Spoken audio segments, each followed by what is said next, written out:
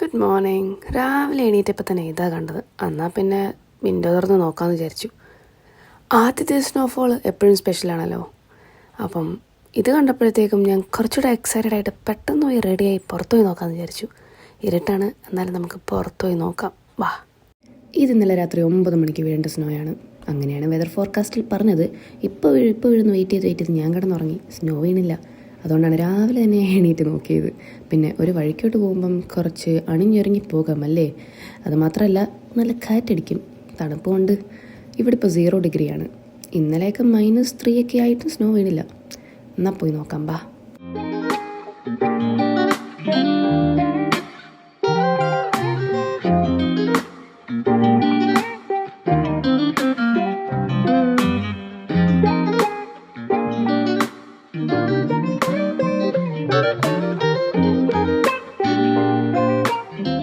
ഇത്ര മനോഹരമായ പ്രകൃതി രമണീയമായ മഞ്ഞ് ആസ്വദിക്കുമ്പോഴാണ് ഞാൻ ആ കാര്യം ഓർത്തത്. പണിക്ക് പോകണമെങ്കിൽ വണ്ടി എടുക്കണം, പക്ഷെ കുഴപ്പമില്ല, കൈകൊണ്ടത് തോണ്ടി ഇപ്പം തന്നെ മഞ്ഞിങ്ങി വന്നു.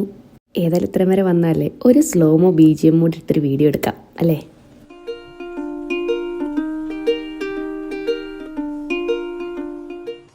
ചെറുപ്പത്തിൽ സ്നോ കണ്ടിട്ടുണ്ട്, ജമ്മുവിലായിരുന്നപ്പം.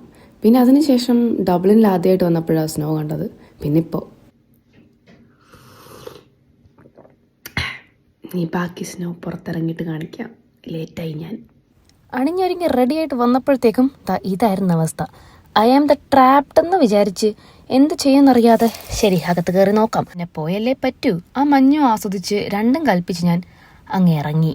അപ്പം ഡോർ തുറക്കാൻ പറ്റുമോ എന്ന് വിചാരിച്ച് തുറന്നു നോക്കി. ഗ്ലൗസ് ഞാൻ മറന്നുപോയി. പിന്നെ ഈ വിൻഷീൽഡിലുള്ള ഐസ് എങ്ങനെ മാറ്റുമെന്ന് എനിക്കറിയില്ലായിരുന്നു. രണ്ടും കൽപ്പിച്ച് ഞാൻ വൈപ്പർ അടിച്ചു. അതപ്പോൾ തന്നെ പോയി. പക്ഷെ അതെനിക്ക് വീഡിയോയിൽ കിട്ടിയില്ല.